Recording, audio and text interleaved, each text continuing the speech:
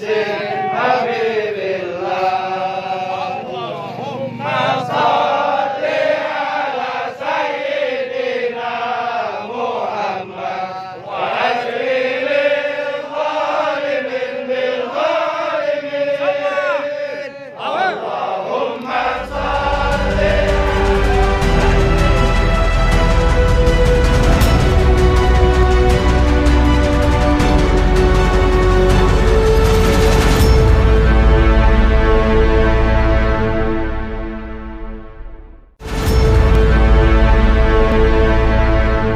Assalamualaikum warahmatullahi wabarakatuh. Kembali berjumpa dengan saya Herz Munarif dari Forum News Network. Bagaimana sebenarnya kronologi tewasnya 6 orang Laskar Front Pembela Islam di kilometer 50 Jalan Tol Jakarta Cikampek? Apakah seperti versi dari Kapolda Fadil Imron, Kapolda Metro Jaya Fadil Imron yang menyatakan bahwa mereka terjadi tembak-menembak dengan Polri dan kemudian mereka tewas, dari 10 orang yang ada, kemudian yang 4 kabur sementara 6 yang tewas, atau versi dari Front Pembela Islam yang menyatakan bahwa mereka itu diculik di kilometer di rest area dan kemudian dibunuh di suatu tempat, atau versi yang mana? Ada juga versi dari majalah Tempo. Tempo menyebutkan dari kesaksian seseorang saksi di kilometer 50 yang menyebutkan bahwa ketika mereka sampai di kilometer 50 itu para 6 orang Laskar itu masih hidup. Jadi bahkan saksi ini berani bersumpah. Jadi artinya memang tidak seperti yang disampaikan oleh versi Kapolda. Atau investigasi dari wartawan Forum News Network Edi Mulyadi yang kesaksiannya memang rada mirip dengan Tempo, tapi versinya agak berbeda, karena kalau Tempo menyebutkan bahwa memang ada terjadi tembak-menembak dan kemudian versi Tempo ada saksi tadi menyebutkan polisi sempat mengeluarkan beberapa senjata tajam dari mobil Laskar Front Pembela Islam yang digiring ke rest area kilometer 50. Nah, berbagai versi ini sekarang malah muncul versi baru. Karena apa? Karena ketika Barreskrim menggelar rekonstruksi bersama Polda Metro Jaya, kemudian terdapat perbedaan yang sangat prinsipil antara penjelasan dari Fadil Imron sebelumnya dengan hasil rekonstruksi yang dilakukan oleh Barreskrim bersama dengan Polda Metro Jaya. Tentu saja tetap menjadi kontroversi. Mengapa? Karena rekonstruksi ini dilakukan oleh internal polisi, tidak melibatkan Front Pembela Islam, dalam hal ini pihak yang bersengketa. Karena biasanya kalau rekonstruksi itu dilakukan, ada si pelaku, yang notabene adalah bukan polisi, dan kemudian dilakukan rekonstruksi oleh polisi. Jadi artinya kalau toh ada keberatan atau hal yang tidak sama antara versi polisi dengan versi pelaku, itu bisa disamakan. Tetapi dalam kasus ini kan pelakunya polisi. Jadi betul-betul ini versi polisi. Dan lembaga-lembaga independen yang diundang seperti Komnas HAM, kemudian Kontras juga menolak untuk hadir. Mengapa? Menurut mereka menjaga independensinya sendiri. Dan kemudian Komnas bersama Kontras juga melakukan investigasi sendiri-sendiri. Rekonstruksi yang dilakukan oleh Barreskrim Mabes Polri ini sebenarnya tadinya tentu saja diharapkan menjadi titik terang dan setidaknya meyakinkan publik. Walaupun kemudian juga publik bertanya-tanya mengapa kemudian tiba-tiba Barreskrim mengambil alih kasus ini dan menyimpulkan bahwa memang terjadi perlawanan dari Laskar Front Pembela Islam. Misalnya seperti yang disampaikan oleh Kepala Barreskrim Komjen Listio Sigit, dia menyatakan bahwa ada bukti bahwa terjadi tembak-menembak dengan Front Laskar Pembela Islam. Dari mana bukti itu setidaknya terlihat dari adanya jelaga di tangan salah satu korban itu, atau di tangan salah satu dari 6 orang Laskar itu. Tetapi kan ini juga kemudian dipertanyakan oleh publik. Mengapa? Karena otopsi itu dilakukan oleh polisi di Rumah Sakit Kramat Jati, Rumah Sakit Polri Kramat Jati, tanpa izin dari keluarga. Dan kemudian agak sulit membuktikan apakah betul seperti dikatakan Komjen Listio Sigit itu memang betul ada jelaga di tangan salah seorang korban tadi. Sekarang hasil dari rekonstruksi tersebut malah kemudian di media menimbulkan versi baru. Jadi sekarang malah muncul berbagai versi. Ada versi Barreskrim, ada tentu yang pertama adalah versi Kapolda, versi FPI, kemudian versi media yang melakukan investigasi, dan sekarang muncul versi baru dari Barreskrim. Dan semua itu kemudian oleh media disandingkan fakta-faktanya, terutama yang dikontraskan itu fakta antara versi dari Kapolda Metro Jaya dengan versi Barreskrim. Dan ini memang ada perbedaan. Tentu saja ini menjadi pertanyaan. Coba saya misalnya begini, saya akan mengambil satu contoh yang misalnya ditulis oleh Kumparan. Setidaknya dia mencatat ada 4 versi perbedaan antara yang disampaikan oleh Kapolda Metro Jaya dengan hasil rekonstruksi. Kumparan menulis bahwa sebanyak 58 adegan diberagakan dalam rekonstruksi baku tembak 6 orang pengawal Habib Rizik Syihab pada Senin waktu itu. Dan ada 4 tempat kejadian perkara yang didatangi petugas. Namun, ada sejumlah perbedaan. Satu yang disebut oleh Kumparan, perbedaannya adalah TKP penembakan. Sebelum rekonstruksi, Kapolda Metro Jaya Irjen Pol Fadil Imron dalam jumpa pers mengatakan lokasi baku tembak terjadi di kilometer 50 tol Jakarta Cikampek. Dan sebelum baku tembak, polisi sudah mengikuti rombongan Habib Rizik Syihab dari kawasan Sentul. Namun saat rekonstruksi, polisi menyebut ada 4 TKP. Saya punya catatan sendiri juga soal menguntit ini. Kenapa? Karena kemudian publik bisa membandingkan dengan voice note yang muncul saat-saat ketika mulai proses penguntitan sampai kemudian saat-saat terakhir dari rombongan pengawal Habib Rizik Syihab ini berkomunikasi. Dan memang kalau dari situ kelihatan mereka menyatakan bahwa mereka sudah mengarah ke Bandung. Artinya apa? 2 orang mobil pengawal ini memang terlepas atau sengaja mengecoh dari rombongan penguntit dan kemudian mereka meneruskan perjalanan menuju Bandung. Kembali ke soal rekonstruksi tadi. Jadi polisi menyebut satu TKP-nya pertama di Jalan Interchange Karawang, tepatnya di depan Novotel Karawang. Penembakan pertama kali terjadi di lokasi itu, namun tidak ada korban jiwa. TKP atau tempat kejadian perkara kedua di Jembatan Badami Karawang. Di sini penembakan kembali terjadi. 2 orang pengawal Habib Rizik terluka dan tewas. TKP ketiga di rest area kilometer 50 tol Jakarta Cikampek. Di sana 2 pelaku diketahui tewas dan 4 laskar lainnya menyerah. Dan TKP keempat terjadi dalam mobil petugas di kilometer 50 sampai 51. Di dalam mobil itu keempat pengawal Habib Rizik ditembak polisi karena mencoba mengambil senjata petugas. Lokasi penembakan sebelum rekonstruksi, Irjen Fadil menyebut mobil anggotanya dipepet mobil pengawal Habib Rizik di kilometer 50 tol Jakarta Cikampek. Sementara saat rekonstruksi berlangsung, polisi pertama kali diadang mobil pengawal Habib Rizik di depan Hotel Novotel Karawang. Dan di sana 4 pelaku turun dan merusak kendaraan petugas dengan senjata tajam. Ketiga, jumlah pengawal Habib Rizik saat penembakan sebelum direkonstruksi, Kapolda Metro Jaya menyatakan bahwa 6 pengawal tewas saat baku tembak dengan polisi di sekitar kilometer 50 tol Jakarta Cikampek. Itu sudah jelas berbeda. Fadil menyebut ada 10 orang pengawal Habib Rizik yang mengadang mobil polisi dan 6 orang pengawal tewas dalam penembakan dan 4 orang lagi berhasil kabur. Sementara saat rekonstruksi polisi mengatakan ada 2 mobil pengawal Rizik saat kejadian. Ada 2 mobil pengawal Habib Rizik saat kejadian. Mobil pertama adalah Toyota Avanza, mobil kedua adalah Chevrolet.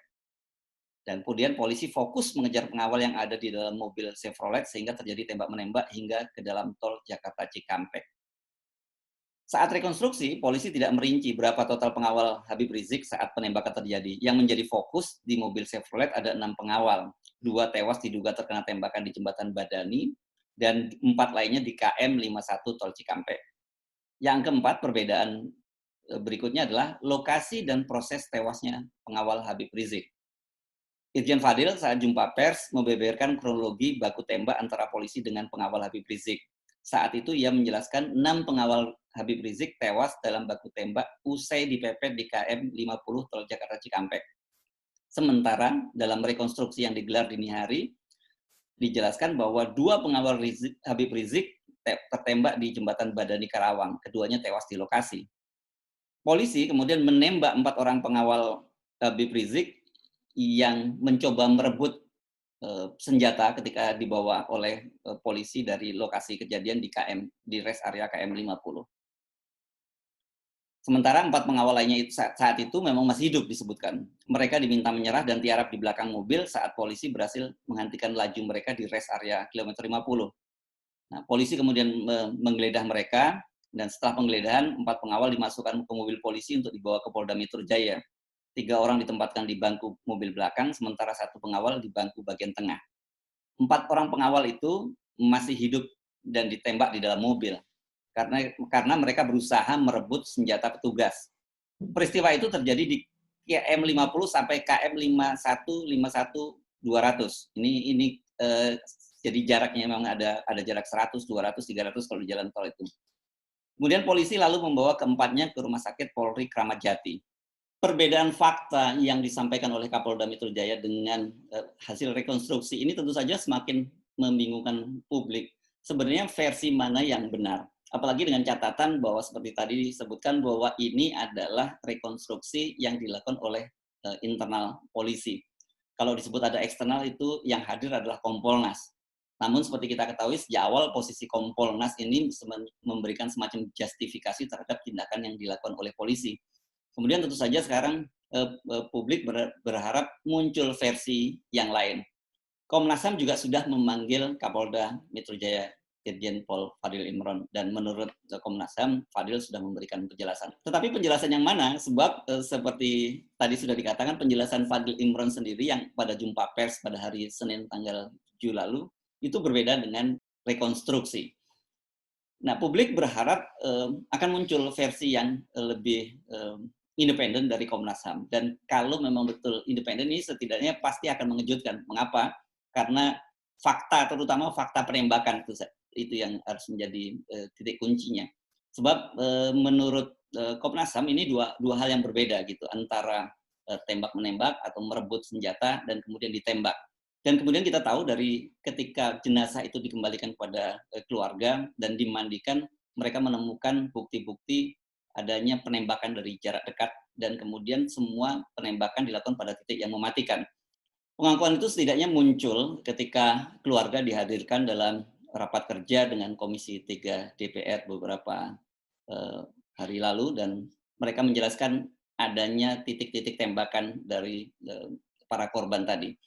Ayah saya cerita sambil berderai air matanya sambil, oh ini benar-benar luka tembak itu di dada ada 3. Di punggung itu luka robek seperti diseret. Di jidat ini ada biru seperti dihantam senjata api yang belakangnya saya kan nggak tahu ya jenis senjata itu seperti apa. Di belakangnya ini biru. Tapi alhamdulillahnya muka adik saya itu bersih ya. Di belakangnya itu robek sampai dikafankan pun darahnya masih mengucur. Subhanallah, itu buat kami sangat luar biasa ya.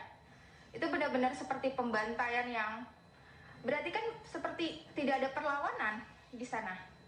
Jadi seperti yang diberitakan itu kan bohong.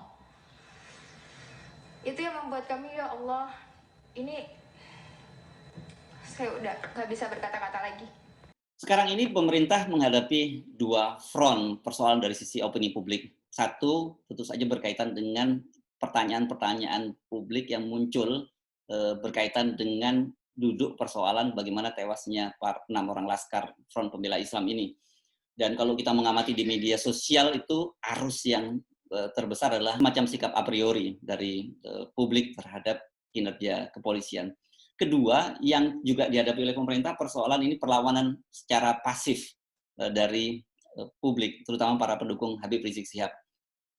Filsuf Rocky Gerung menyebutnya sebagai perlawanan pasif-agresif. Mengapa pasif-agresif? Karena sekarang ini orang sedang rame-rame mendatangi polsek maupun polda di berbagai daerah dan minta ditahan bersama-sama dengan Habib Rizik Syihab.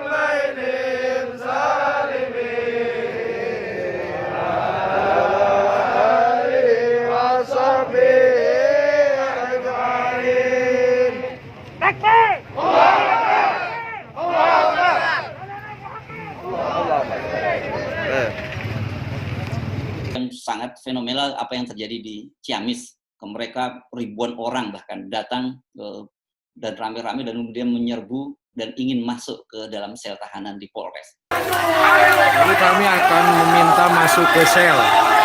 Dan akan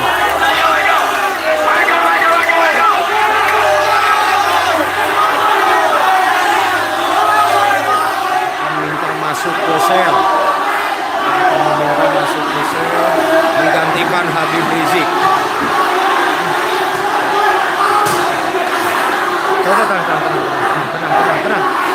Tenang.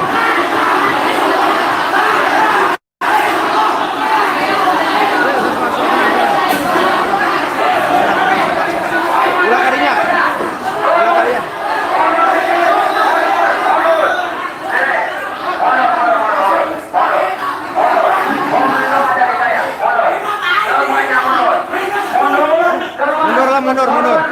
Mundur. Saya hitung sampai 3. Mundur. Saya hitung sampai 3. 1, 2, 3. Mundur. Perhatikan semuanya. Di luar komando. Kecuali komando.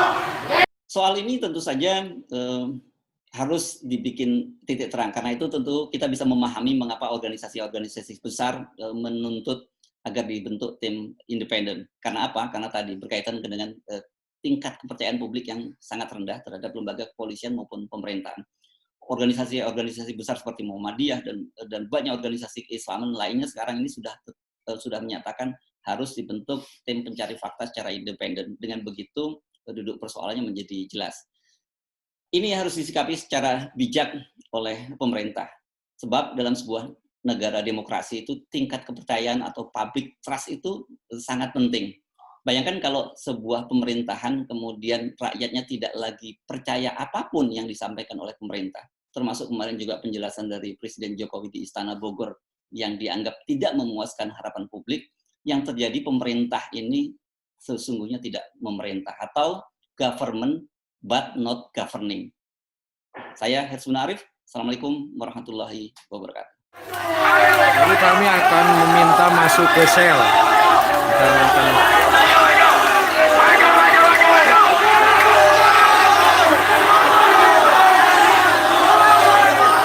meminta masuk ke sel. Meminta masuk ke sel menggantikan Habib Rizik.